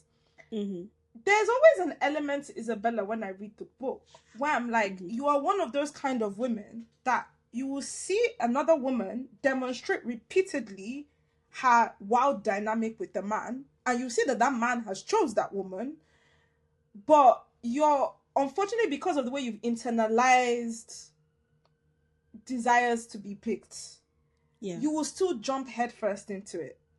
And my relationship with women and feminism has evolved to a point of I tend to have a lot less grace for them than I used to. It's a very bad thing. I'm thankful there are women that have more grace than me. To the point that sometimes when I see these things that women, especially in my culture, be saying and talking about, I generally respond to them that like, okay, it sounds like you're in a BDSM relationship with this person. I'll be like, oh, okay, so you repeatedly keep seeing what he's doing and what he's telling you and how much he disregards you, and you're loving it, and you enter this cycle of calling it out but not actually doing anything about it. Facts. And basically asking for more. I'm like, to me, that sounds to me like you're a sub, and more Facts. power to you if you are. So I don't actually hate the idea of interpreting what's going on there with Isabella in a contemporary setting as a sadomasochistic dynamic. Because to some degree it is. Now, you are 100% right that the nonsense they then start slipping in of, wait, does she want to be treated nicer or not, immediately collapses that treatment and is silly. Also, the weird stuff that they're doing about Isabella being kind of sexually into Cathy also kind of confuses the point they're making there. But again, I think that's because there isn't that much of a coherent point. Emerald Fennell just likes throwing provocative things in your face. I think I am, though, still, like, I feel like Alison Oliver, the actress who plays Isabella, I do think her performance is very committed throughout the film. So maybe I'm also reacting well to that, in that, like, I do think that she just gave her all to that performance, all the various levels of crazy they put that character through, in a way that I found intriguing. I will say the ending, though, how her character ends makes no sense to me. Like, Nelly just comes back to get her, and that's the last we see of her. Huh? What? She wasn't even pregnant, was she? Well, we don't know. Like, it's possible. Yeah. Yeah, and I think, losing that second generation of the story reduces the amount of depravity of what Heathcliff has done. Exactly. Because it's the second half of the book when we really see Heathcliff's true colours. That's the reason why in this film, Heathcliff isn't, in my opinion, he's not even really unlikable. The one unlikable thing he does is it depends on how you read his interaction with Isabella. But if you read it as something that's consensual, then he's done nothing wrong, right? Yeah. Apart from maybe take advantage of someone who's a bit naive. That's a perfect segue into Emerald Fennell and why Jacob Elordi was cast in this movie. I just really want you to understand that Emerald Fennell said herself that she wrote Wuthering Heights because Jacob with sideburns while filming Saltburn made her think about Heathcliff and her being 14. And she started the script for him before they had even wrapped filming Saltburn. So no, this isn't even just a Wuthering Heights fanfic. It's actually a Jacob Elordi RPF fanfic.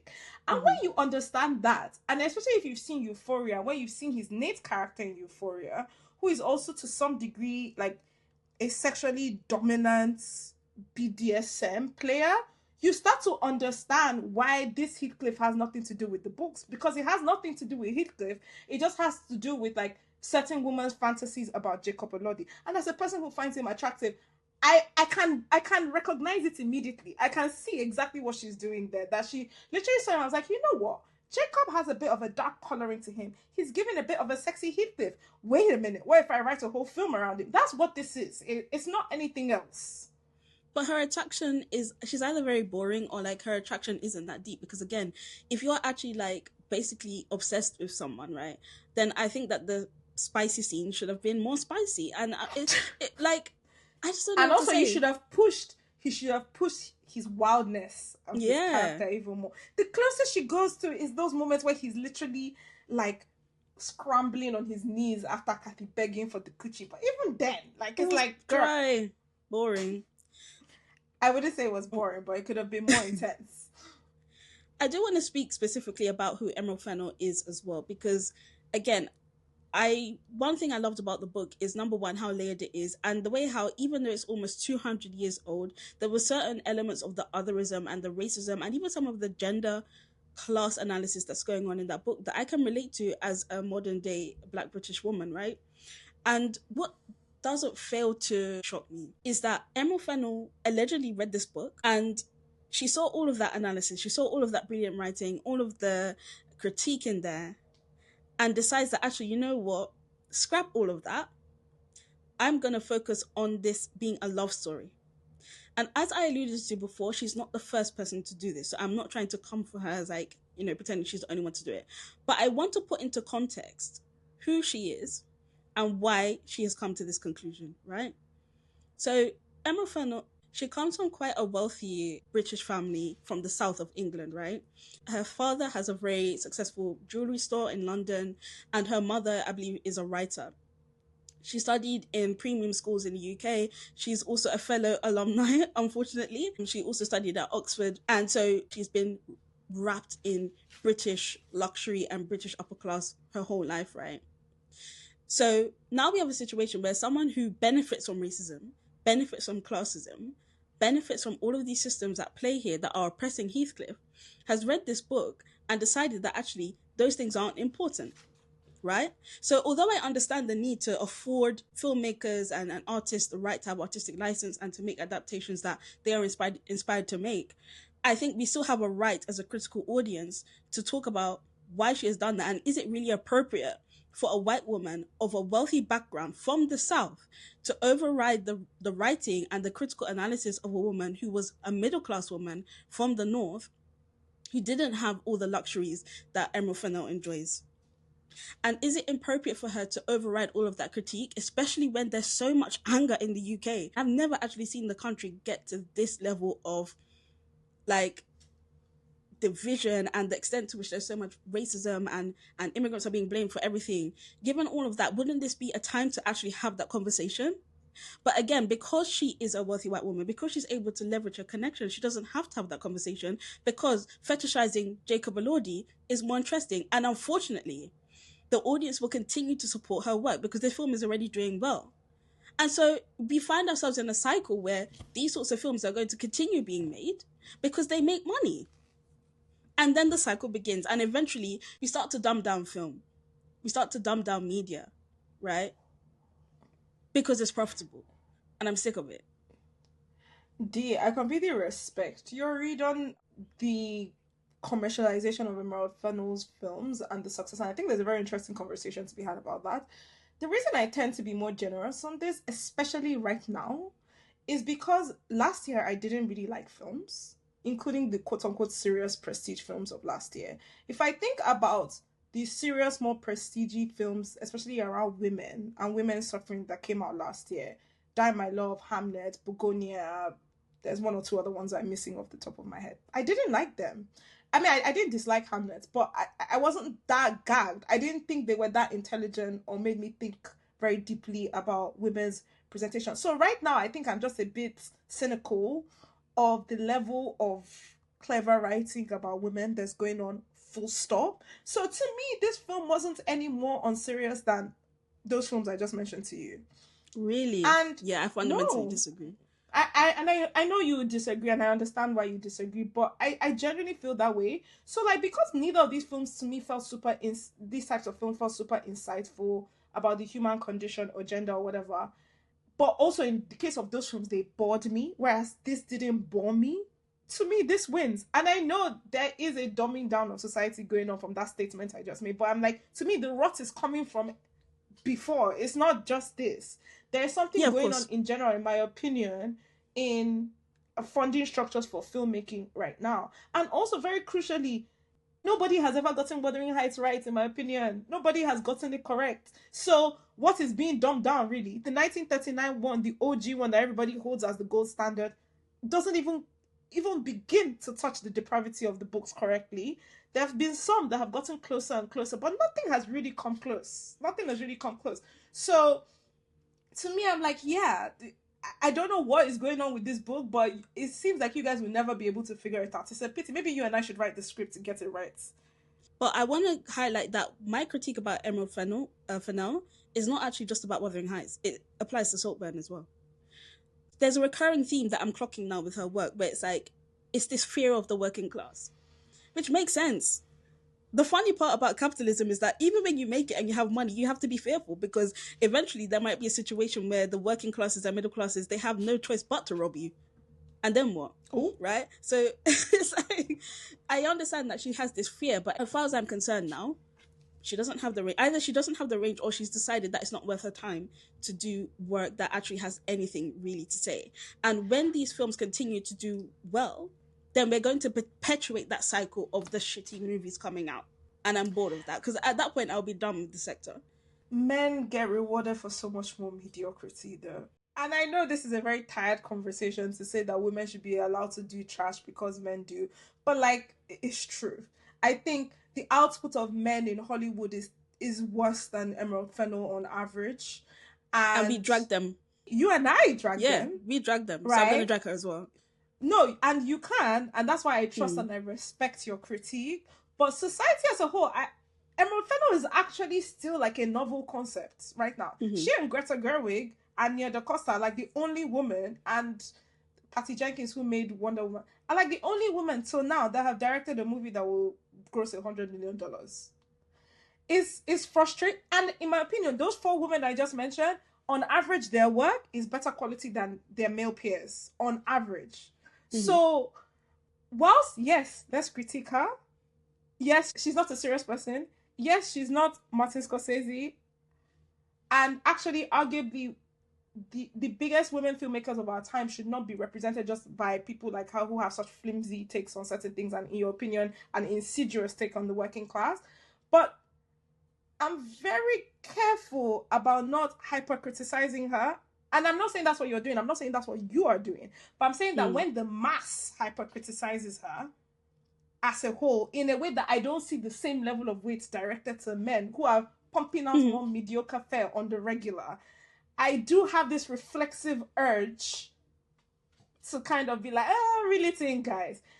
It's the same way I am with Nia DaCosta. I didn't actually like Hedda, but you will never see me tussling with anybody in the streets talking about how Hedda is terrible. Not because I don't think it's valuable for us to critique her work, but I'm very careful about the standards to which we hold women who often have more restrictions on them in the process of filmmaking. There is a lot more scrutiny on what they're doing because the studios want to take less risk on them. And as silly and annoying as it is, Greta Gerwig making Barbie, which is also a film I didn't really like, made it easier for Emerald Fennell to make this film and will make it easier for the next 3 women. So I get what you're saying, but I have a complicated feeling about the whole situation. I get what you're saying, but I think it's a flattening of who Emerald Fennell is, in the sense that she's not just a woman. And I do think that the intersectionality is at play here. If this was Nia DaCosta, and I think when we did the header review, you didn't like it, which is fine, but I get what you're saying about having the measured approach there, right? But in the case of this particular director, again, she's not unique in that there are obviously very wealthy white men who put out trash as well. And as you know, I will have something to say about it. But like, I just can't get past the fact that this is a generationally wealthy, upper class. And what's pissing me off as well is that we've come across these sorts of people at Oxford as well. That is in the back of my mind. Mm-hmm. Yeah. The 100%. Very specific types of school with many of her. Yeah. So facts. I can't get past that identity. I'm not viewing her as just a woman, because she's not just a woman. She's a woman who does wield privilege. It's just that because she's a woman, it's not as simple as, oh, well, she's a wealthy person either. What I'm really trying to say is like, we shouldn't flatten her into just a woman. I get you. I think that's valid. So what you're saying is you don't agree with this tweet that this person has said, where she said Emerald Fennell is greater than Emily Brontë. I did see an interesting conversation from people that would the Brontë sisters have approved of this film? And would they approve of the concept of her in general? Because they were not poor women themselves. Mm-hmm. Yeah, no, they were middle class though. Yeah, they were not as they were not. Yeah, they were not like borderline nobility like her. Yeah.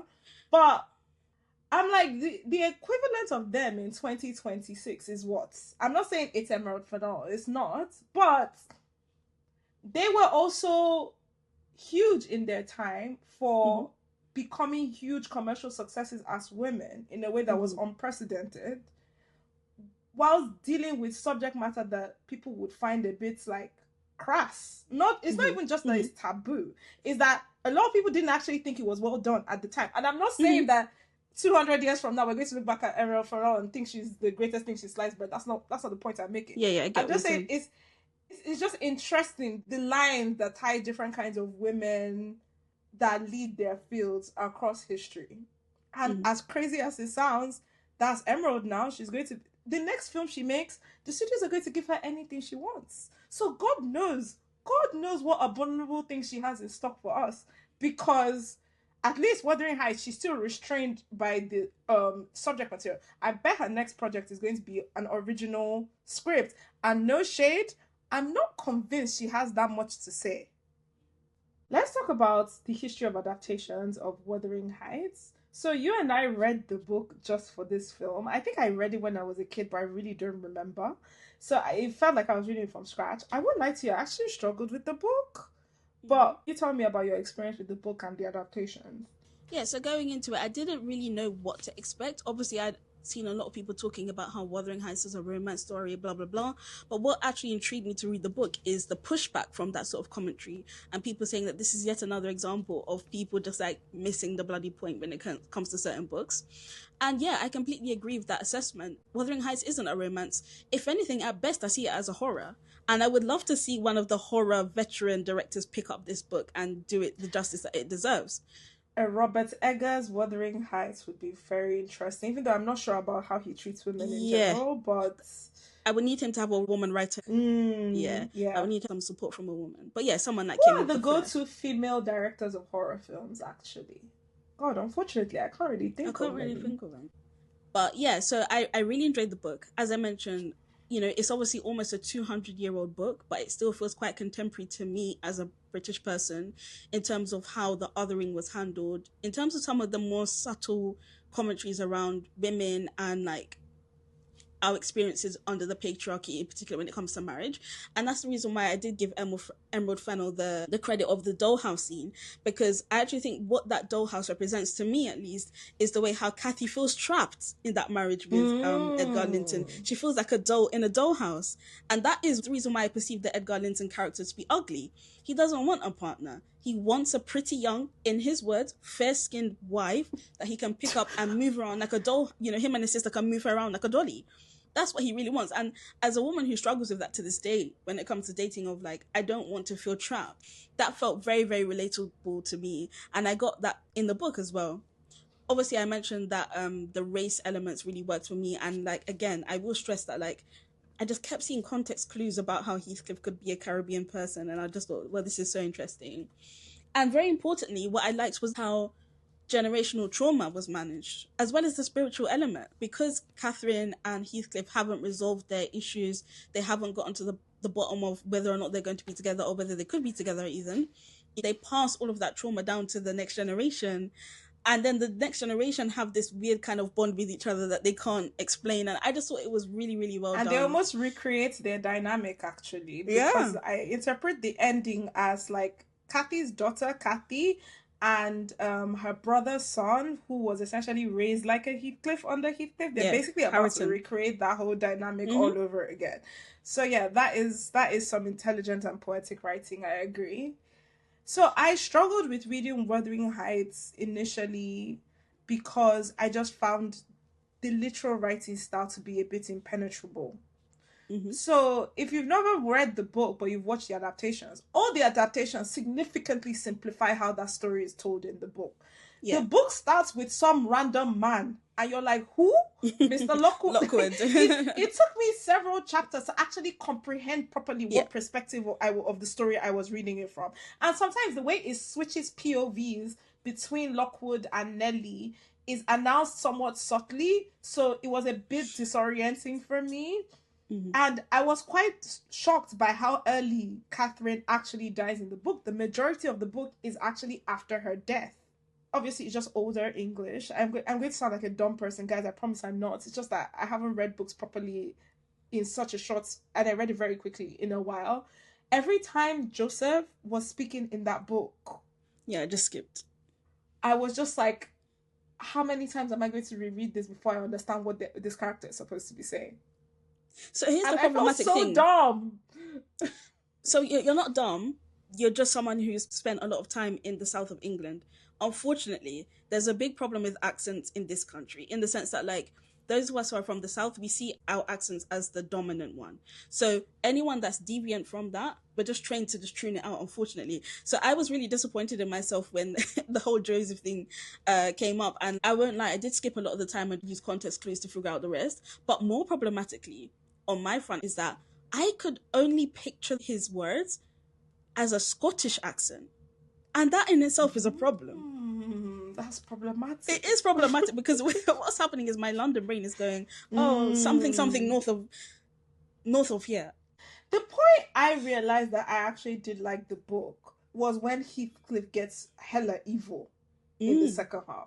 I mean, he's kind of messy throughout, but it's when everybody's cyclical cruelty to each other, because there's just different people having cycles of cruelty throughout the book. The only person that is like explicitly soft and gentle at all times is kind of Edgar, even though there's still some insidious nature to why he's like that towards women like Catherine.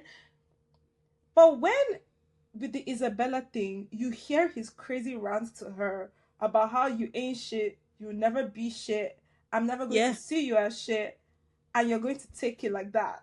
I was like, that's wild. But I was gagged, exactly. I was gagged. The next time I was gagged again was when he gives his crazy speech to Kathy's daughter at the end, or is it Nelly, or both of them, explaining how he used to go to the grave, he dug up the grave, he opened the coffin, and her body had not in any way decomposed, which is incorrect, by the way. Like, clearly it just shows, like, as if he's lost his mind.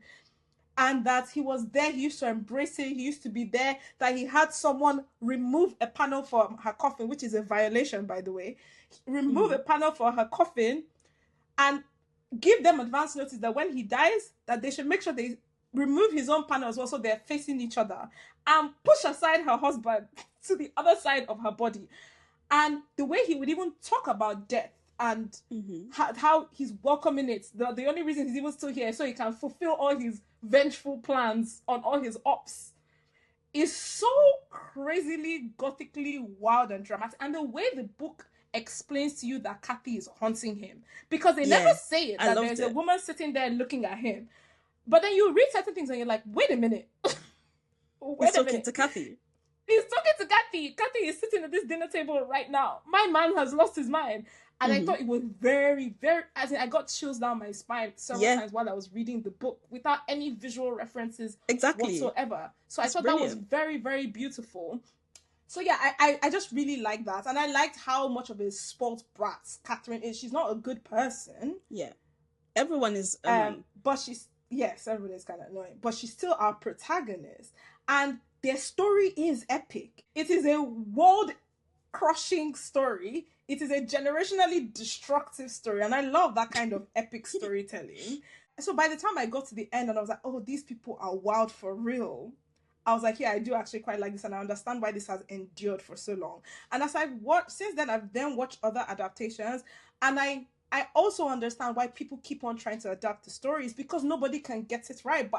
But nobody has gotten it right. But there's such right material there to keep trying to get it right. And the person that truly gets it, that will be a marvelous thing to see. And I think, in my opinion, it needs to be like a 3-part mini-series. Because for me, the closest one was Tom Hardy's 2009 2-part mini-series. And even then, it still wasn't dark enough. But that was the closest. Yeah, I agree. So I think I do really question whether it's even possible to adapt it for film now. Because none of the ones that I watched did it any justice. And because, you know, I think what's tricky is... In fact, this is another thing to highlight about this poor adaptation. In the book, the Yorkshire Moors are a character as far as I'm concerned. The weather is a character.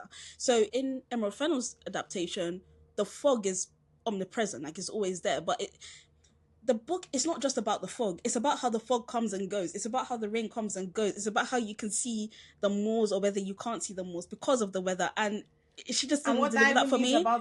And what that even means about the ghostliness of it Exactly, right? But to be fair, I think if you're trying to do all of that kind of visual description, as well as try and get through this lengthy... And what I find weird is, like, the book is not even lengthy. It's a very small book. But the depth of the concepts that are being introduced is, like, it might just be too much for film. So I agree with you. I think the one that probably came closest to getting through all of the material, at least, was the Tom Hardy version.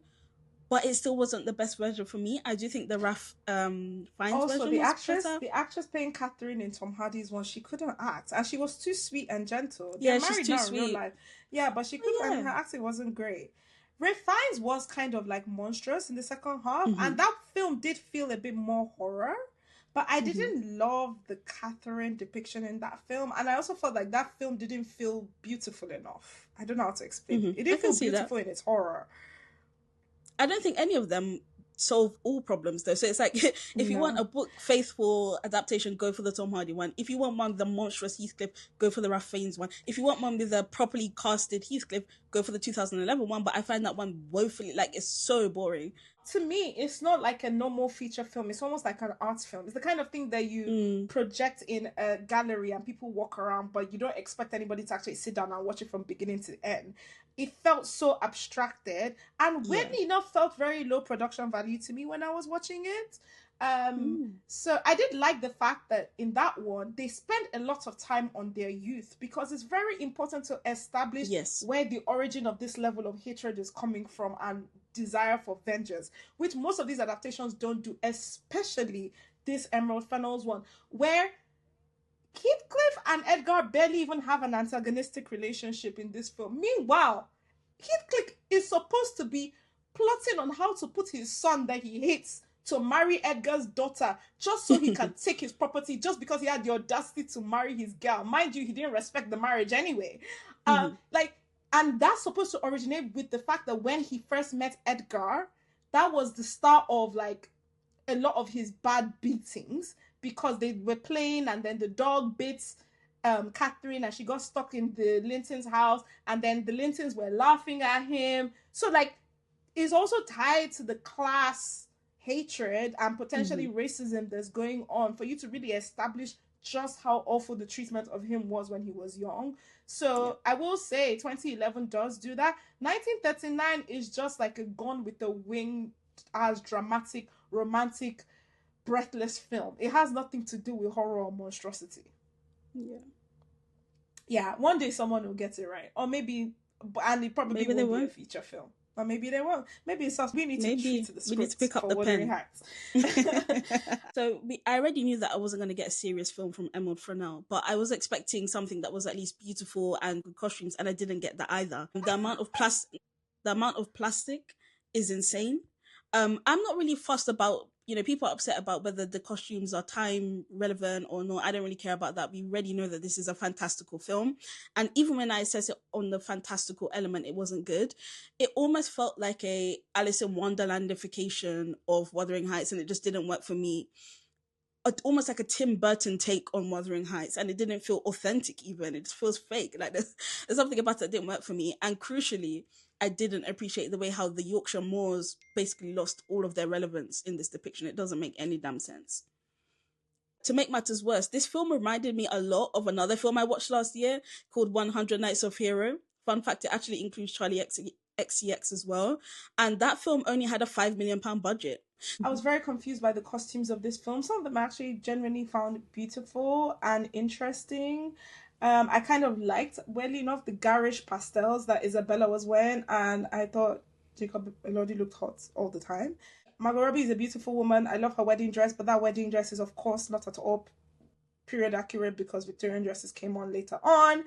And the choices to demonstrate that she's living this, like, performance of class, like I think they're trying to make some kind of new money commentary with the garish way she dresses after she marries Linton, don't necessarily work for me, because the clothes don't just look garish, they just look completely confused. Like they're not consistently garish. Some of them were okay, but one in particular that was glaring to me was the one she wears on her wedding night, which looks like a prom dress. Like I genuinely don't understand what was going on there.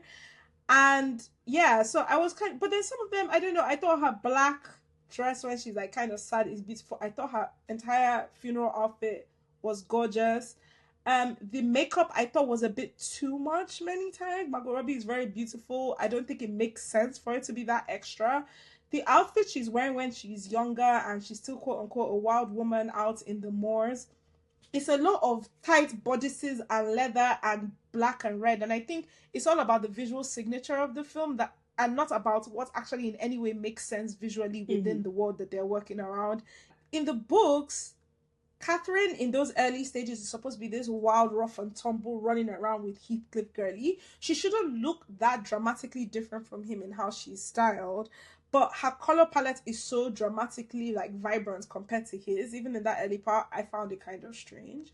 The general choice to cast Margot Robbie, right? I am biased because I'm a Margot Robbie stan. I think she's my favorite white woman actress. I just very much love her, and I thought she was snubbed in Barbie. But there is a serious problem that this film is dealing with the age of the characters. What do you think about it, actually? So, one thing that irritates me is everybody's coming for Margot Robbie saying that she's too old to play Kathy, which is true. But she's not the only one. It's not just her that's too old. Jacob Elordi is also too old. So I actually find some of that commentary to be quite misogynistic, actually. What do you think? There is 100% misogyny in it. The moment the choice was made to cast her and him, regardless, I think they should have been more thoughtful about how they were going to present the story. There's some little throwaway things, like they say, oh, you're a spinster now, or whatever. Yeah. That's fine. But there's certain things about the immaturity of their decision-making that I don't think it makes sense when you're looking at people that look unambiguously like very grown adults. I also think, again, this is a styling thing. Like, I think some of the makeup choices on Margot Robbie that they do make her look like a contemporary Hollywood movie star in the 2020s, in a way that if you're trying to portray her more of this juvenile figure, you actually have to scale it down. So that would be my critique. But I don't actually fundamentally have a problem with the age thing, because I really like Margot Robbie. And I actually think she's one of the few people in the film that leaned into the terribleness of her character a bit more. The others should have done it more. In terms of production design, I noticed that this film looks like other Emerald Fennell productions, and I even saw that it's the person who did Conclave that did it, and I could tell. I thought some of those rooms did look really cool, but there were some times that the rooms were conspicuously empty, and I wasn't sure what point they were making. I think you disagree with me on this, but I actually like the cinematography of this film quite a lot. I want to shout out Hong Chau. She was good. I think Hong Chau did a good job, even though I will say, so in the book, we understand that Kathy and Nelly are similar in age. So I was a bit shocked by the choice to cast Hong Chau and then style her that way. Hong Chau looks very young in real life for her age, you know. But I think her performance was really good, along with Martin Clunes. I wasn't gagged by Margot Robbie. Martin Clunes was very good. He was very good. I was very impressed with him as well. I agree. And the wigs were a disgrace. Which wig? All of the wigs, especially poor young Kathy's wig, was a joke. That young Kathy's, they should have called up King Kimball or some other black woman to help with those wigs. That young Jacob Elordi Jesus Christ superstar wig. Lace front was crazy. I did find out that they got him a beard wig, which that one was fine, but the head wig, when it was long, it was a bit wild. Finally, I want to do some quick comparisons of this film with other films. People have commented on the fact that the cover, the poster of the film is clearly a reference to Gone with the Wind. Gone with the Wind. And considering the racial implications of that, that's interesting. There's also the shot when Heathcliff is leaving with the red backdrop. That is also a Gone with the Wind reference. There's a lot of references. It's not just those two. There's also a bunch of gowns in there that come directly from Gone with the Wind. It's, you know, again, that's what I'm saying. This film feels racist to me. Well, she's definitely not shy about pulling references from racist imagery. Someone said, I say this pejoratively, Wuthering Heights cemented my belief that Eggers and Lanthimos will be the most influential directors of recent times. The stilted dialogue felt Poor Things-esque, and that final shot seemed directly lifted from Nosferatu. Hamlet is Eggers coded too. Now, I definitely agree on the Nosferatu thing for the ending of Wuthering Heights. I was quite shocked by how similar it was. I'm not sure I see the Poor Things, but maybe that's just because I kind of hate Yorgos Lanthimos. I get it in terms of the, like, there is a certain style that was giving Poor Things. In terms Do you of, mean like, production design or direction? Both, actually. So production design, I see Tim Burton all over this film. It's Tim Burton that I'm seeing. But, yeah, I think in terms of, like, there's almost like a satirical take on this film, where it's like, are they being serious or they're not being serious? That was giving Poor Things. Okay, I get that. A bit of like a contemporarily nihilistic take on something that feels like classic text. Okay, gotcha. What would you give Wuthering Heights out of 10? I'd give Wuthering Heights 2 out of 10.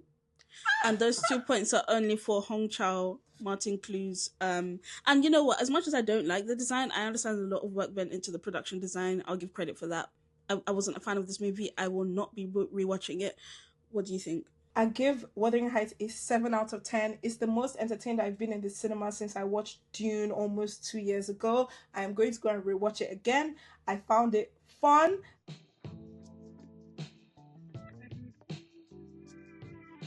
Bridgerton Season 4. This season, the subjects of our romance are Benedict, the second oldest brother, and Sophie, who is a character who's heavily implied to be like the legitimate child of her father. And after her father died, she's being raised essentially by her evil stepmother. It's essentially a Cinderella story. At a masquerade ball, Sophie goes in disguise and she meets Benedict, which up to this point has always been the rake, the black sheep of the family, always up to all sorts of things, wearing his clothes in flamboyant ways. He's bisexual, he's an artist, he's out here on streets, all of that. And he's never interested in settling down despite his mother's attempts. And then he sees Sophie in disguise and he becomes infatuated with her. He keeps trying to find her. At the same time, Sophie's real life identity as a maid, she comes across him and he, quote unquote, saves her from her situation after she's kicked out of the house. And he gets her a job in Bridgerton house, and you know, he's falling in love with her, they're infatuated, they're getting sexy schmexy, she's getting jealous of him, courting other people. Meanwhile, he's still looking for the mysterious woman that he saw because he's a bit dim, so he hasn't clocked that the woman that he's looking at every day is the same woman he was looking at the ball. People say it's like a Clark Kent Superman thing, and I'm like, girl, I guess. When he was searching for the real life woman, he was going to white women and black women to try and determine if they were her. Oh my God. Meanwhile, Sophie is played by Korean actress Yearner. The suspension of disbelief with the race blindness is a bit silly at this point. Anyway, so Netflix has split the season in two, so we've only watched the first half of the season, and the first half ends with a scene everybody has been buzzing about, where after she basically kicks him out of his house because she can't stand to keep seeing him courting other women, and they will never be able to be together because she's a maid and he's a Bridgerton, he's a lord or whatever. He comes rushing back because he can't bear to be away from her, and they have like a very sexual scene on the staircase, and he breathlessly asks her to be his mistress, and that's how the house is. And everybody has been melting down about it because they're like, what kind of love story is this? Bridgerton has always been a show about class, but like in a very silly, silly, I don't even know what's called, a CW style way. This is a show that last season, in the middle of like a sex scene between Penelope and Colin, they were playing a violin version of Give Me Everything Tonight by Pitbull and Leo. So this is not a serious show when it comes to anything. But this season, I have found that Yearner's performance is actually such a serious performance. Like, she's taking her storyline quite seriously, that the commentary they're making on class for the Bridgertons is actually a bit more profound because she's doing it really well. Benedict and Luke Newton that plays him, that one is just having his fun, silly time. And their chemistry is okay. It's not as good as the chemistry from season 2. It's okay. But I'm still enjoying it a lot because I really like Yearner's performance and I like their little silly Cinderella story. And I'm looking forward to seeing how they handle it in the second half of the season. So I've been seeing a lot of dialogue online about a sapphic storyline. What's going on that front? Okay, so great question. So last season, they introduced a man called John Sterling, Earl of Kilmartin. He's played by Victor Ali. Very, very, very gorgeous man. And so one of their sisters, Francesca, she is shown to be a bit on the spectrum, and she's not like as showy as the rest of her siblings. And she meets John, and John is also a bit awkward and shy and maybe also on the spectrum, and they really just get along, and they decide they just want to have their own quiet, quaint little marriage. They don't make a spectacle of it, and they just go off into their home.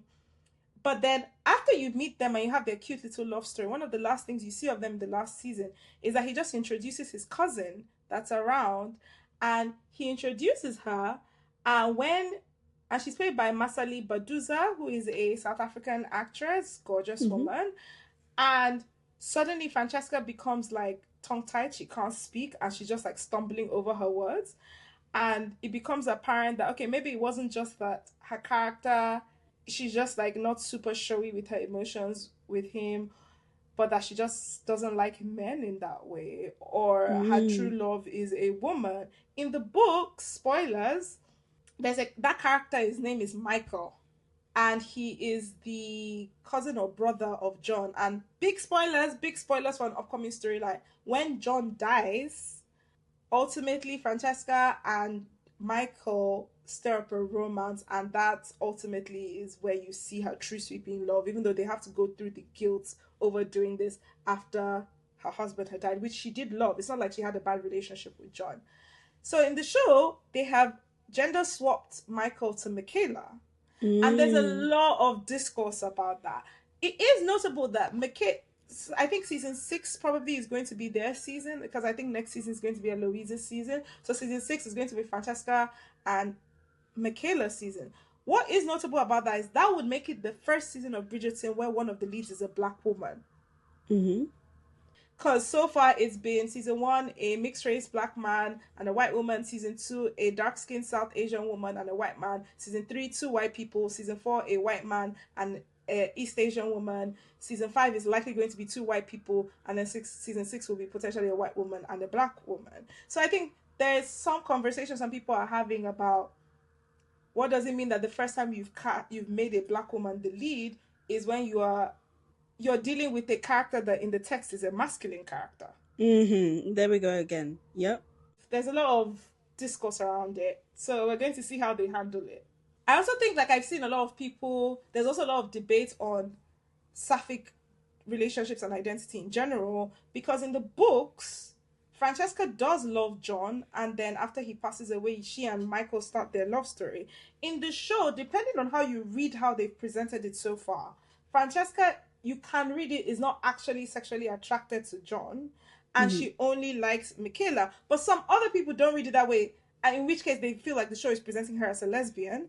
But other people read it as, no, she is into John, but the love of her life just happens to be Michaela, in which case she's a bisexual character. And there's a lot of tussling going on because the whole concept of bi erasure versus lesbian identity is a whole thing. So yeah, that's all the tussling you would have been seeing on the TL. Personally, for me, I like Masali a lot, just like as an actress. So I'm just happy to see her on the show. And I think the thing though is, I do think the actress that played Francesca and the actor that played John have a bit too much chemistry for me to believe that those characters don't have chemistry with each other, which you're supposed to believe. So that's the main thing I'm struggling with. But other than that, I don't really care too much. Like, I'm like, sure, do whatever you want to do. I understand why some people are a bit hesitant on the, like, why is the one dark-skinned black woman a masculine character, though? Well, I mean, she's not masculine. She's femme on the show, but she's a flip of a male character. Yeah. No, I'm always suspicious of stuff like that. Sorry. Because it's just so prevalent. Thanks for going deep with us. Like us on YouTube, Spotify, or wherever you're streaming this from. Thanks for listening. We'll speak to you next time.